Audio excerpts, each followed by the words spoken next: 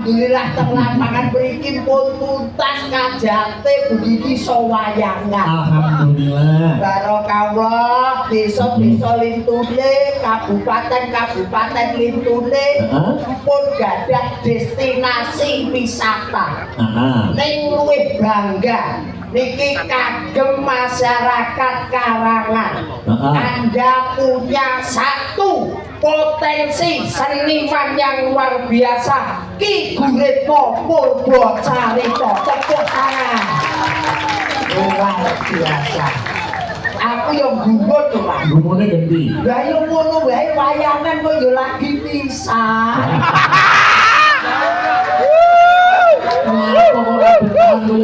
Dan nggih lho jane iki iki diamplo-amplo hewe budak. Wong laporane wong iku biasane. Lah yo gampangane iku tanpa truk mau. Oh, tanpa disuruhi nganggo antong. Alah mboten aku disuruhi dak melantong Mas Bit. Mbah murah dhewe wong saking ngirite kok. Pangapunten Mbah Lurah Mbah Ji. Awit derek sowan wonten ing laladan Karangan Badekan. Donga kula muga-muga dulur Karangan Badekan sedaya kathah rejeki. Amin. Muga panjang yuswa. Amin. Bak ing barokah. Amin. Penak ning golek sandang kelawan pangan. Amin. Keluarganipun sakinah mawaddah warahmah. Alhamdulillah. Amin. Bersih desa dibablasne karo surat. Nah iki wong ana ing Manci Sura. nggih, wah alhamdulillah bersih desa ning gone sura disucekne jiwa kelawan raga manembah marang Gusti. Eling sing gawe jagat, eling sing gawe urip. Muga-muga masyarakat sedaya guyub rukun manunggal rasa, manunggal tresna gawe kondange desa Karangan Badekan Ponorogo. Amin. Amin. Tenan Mas. Sampai mau ya wis sedo karo lurahku. Lah Mbah Ji ta? Mas Pujianto. Pak Pujianto. Wis pirsa? Lho, Pak Pujianto. Wis kenal sampean? Mbok blek ya lagi urung. Ngundangnya lagi pisan kok ya kok kenal. Iki wiwitan kok iki. Nggih, niki paribasane wiwitane kang sepisan. Kala becik manggon ana sepisan. Mugi event ingkang memeriah kados makaten menika saged diagendakan setiap tahun. Amin Allahumma. Wondene wonten perapian dana paribasane niku napa niku nggih persetujuan rumiyin kali tangga kali masyarakat. Beliau-beliau ingkang berkompeten paling boten teng mriki ya ngalor sithik bose bis ya wis sugih. Bose watu. Bose watu ya sugih. Pak Dewan nggih teng mriki. Alhamdulillah. Kok teng jare Karangan iku sugih kabeh lho Mas. Karangan iku koperasi wis gedhe. Termasuk kula nasabahe. Alhamdulillah beliau Bapak Mas Vito nggih Wiratama rawuh. Mas Vito Wiratama. Nggih, kala rumiyin kula mboten saged sowan teng mriku.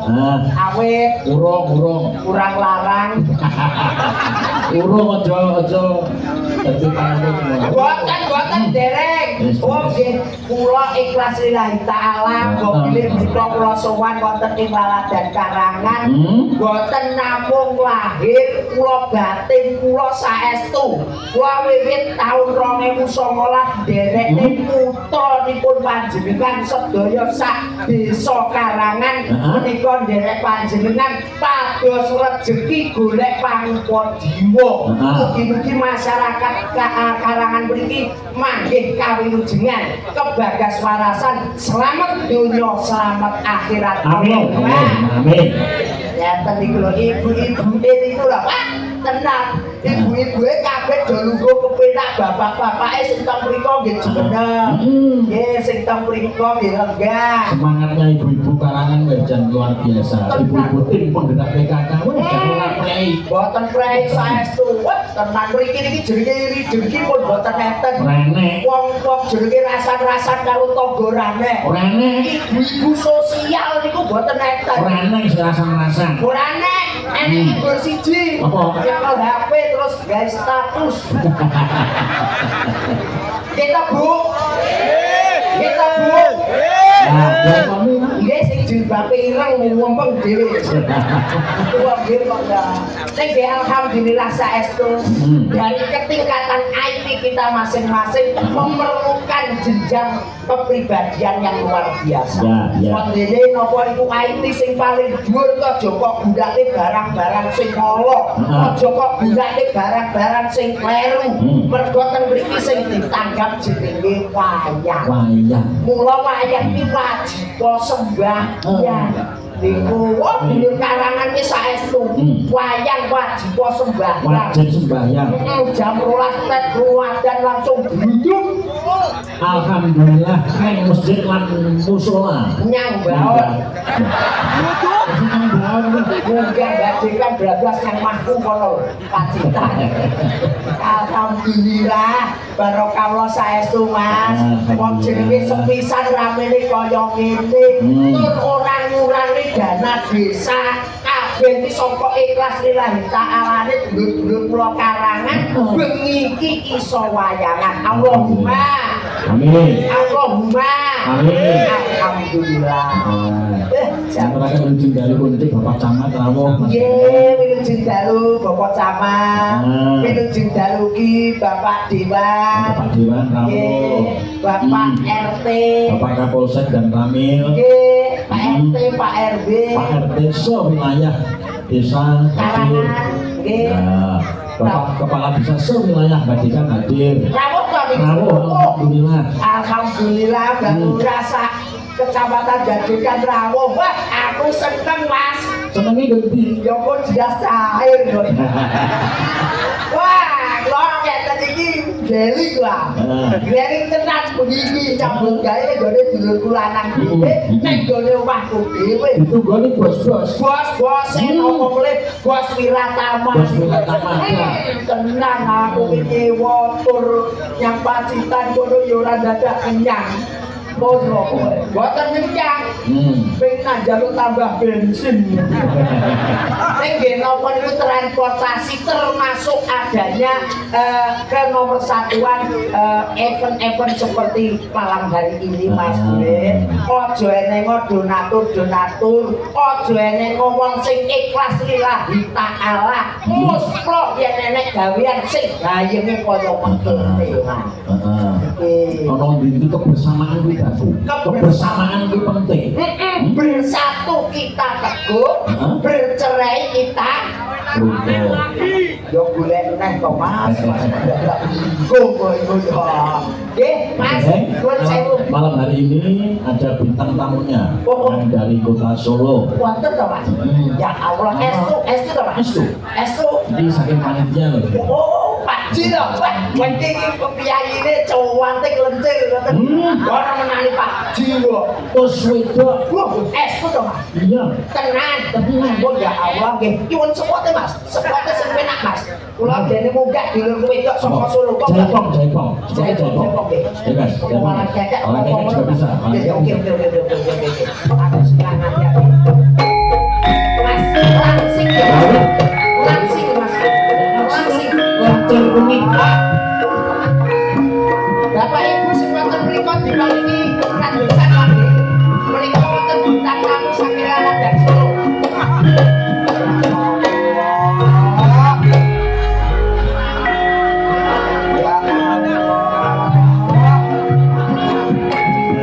Bawing Laura.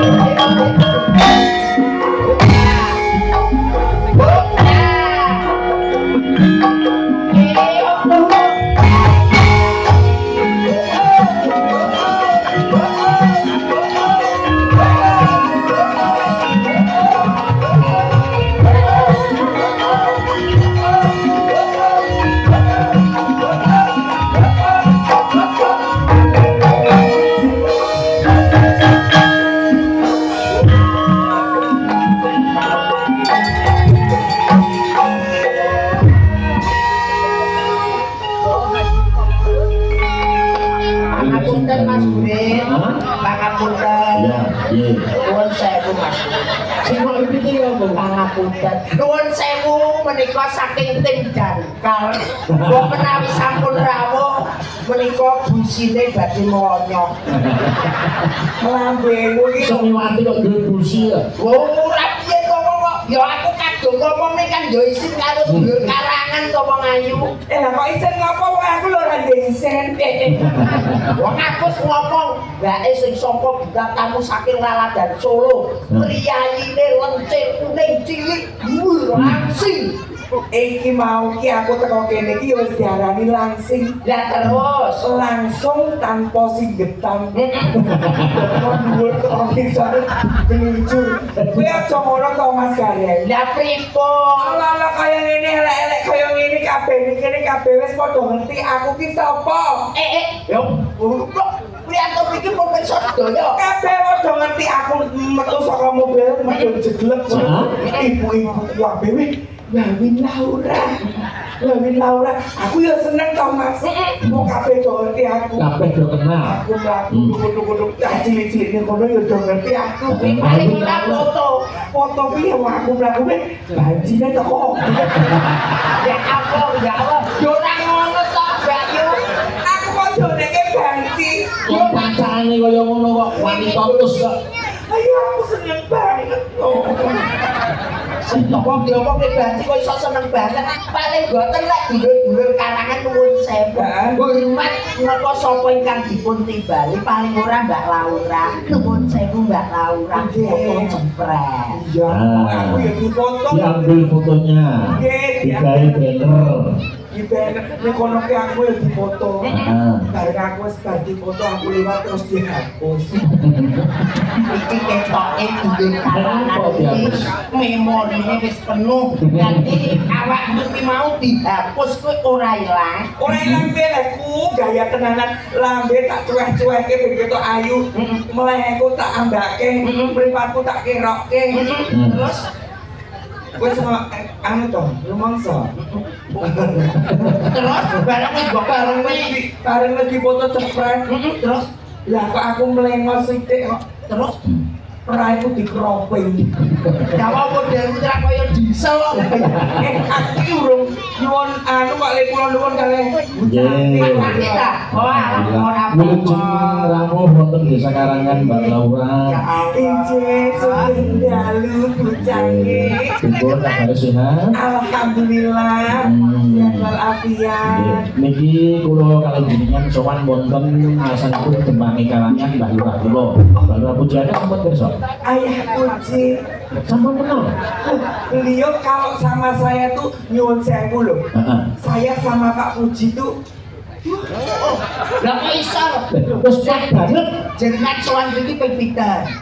lagi pisan. Tapi karo Pak Uji, lho, kok bola kanca SMA. Ora, Bola kuliah. ora. Bola perangkat. Podo lanange.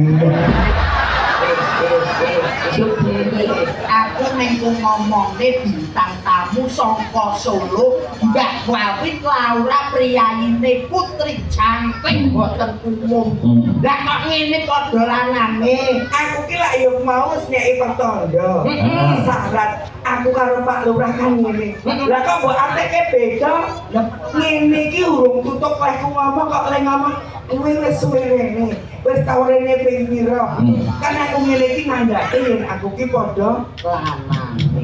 Yen awan lanang. lanang. Lah nek bengi Wedok. Ora mesti. Karek sapa sing ngejak aku. Yo Mas. Pak Puji matur nuwun sanget Pak Lurah. Ji alhamdulillah iki ngene Mas Gareng. Pripun, Mbak? Larang-larange tak ceritake. oke siap bae. Bucange yo ben kersa. Oke, Lah to seprene iki aku rak kene iki wis nyedulur. nggih karo dulur Ponorogo Ponorogo. Heeh. Ibarat aku zaman cilikanku ijek intil-intil kae. nek wis gedhe Dolan dhewe. Betul. laku Iya, kuwi aku wis sapa ning kene karo Bapak Kiyatno. oh Payatno. Payatno. Ya. Ji. Ah. Wis teko kene jaman biyen aku biyen ngono ki aku durung ketokne aku ki lanang. aku mlakuke ditutke lanangan papat. Lanangan papat ganteng kabeh. Ganteng kabeh. Lho kok ora iki jenisnya beda. Lho, jenisnya beda. Jenisnya kire. Ditutke lanangan ning Lanangan papat itu ujung uang nih mau. ora yo kene lho. Aku ning kene iki ibarat kaya sedulur dhewe. Di telepon karo adikku anak lanang Mas Muklis kae lah saiki entuk Mbak Sarah Brian. Bukan pun Mas Aju. Nggih, saju riko menika. Lek kowe sesuk kamu dibangun to ya. Mbah, Mbak, kamu gede kok. kok gede kan yo mbah kan yo patut to. Lah iya kok ya. Sesuk anu selora. Lah lho jeneng apa? Sesuk wah siap tok no. Nah, saking senengku tekan kene lho alhamdulillah ketemu bapak-bapak sinten mriku wau wonten panitia. Bapak-bapak panitia. Balura Bakasul, RT RW, kadang-kadang Karang Taruna. Kaget kok iso tekan kene. Sing bayar sapa?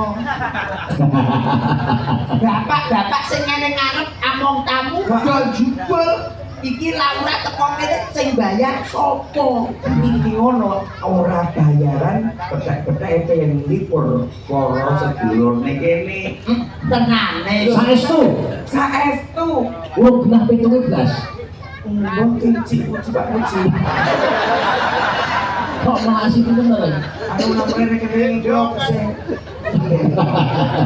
Gak Laura. Kok awakmu ki ngomong dolan rene iki sowan mriki nggih nuwun sewu saka Solo lho awakmu ya. Rene kok ora njaluk kerto aji utawa dhuwit lho. lho iki kan wujud kaseduluran kira selawase to. Kaya aku karo jenengan iki keduk ping pira. Lah alhamdulillah aku ya lagi pisan. Lah yo iso ngomongan gathuk kaya ngene iki. Wong jenenge awake dhewe iki perlu chemistry. Kados beliau Bapak Kepala Desa, ngerti ning kahanan, ngerti ning kapilujengane dulur-dulur masyarakat wonten karangan. Ngono kuwi awake dhewe cetok pisan langsung turu. Mules lho Mas, sumpah kau tenang lho. Lah bengkolmu Alhamdulillah malam hari ini panjenengan kali kula sakonco bisa silaturahmi lawan warga masyarakat.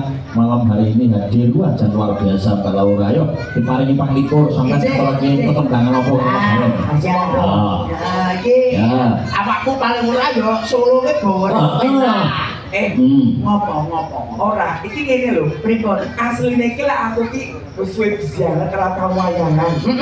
Alhamdulillah iki pisan lho lagi pisan iki aku kembali lagi ning pagelaran wayang spektakuler ten iki Mas Duren Kulitno nggih lah mulai iki aku nyoba menawa aku iso kaya biyen isik cara suarane suara merdu suara khas jadi ujune dumateng masyarakat kalangan. Apa? Kembali. Nadane ning B. Mas gamelan B. Mas gamelan B.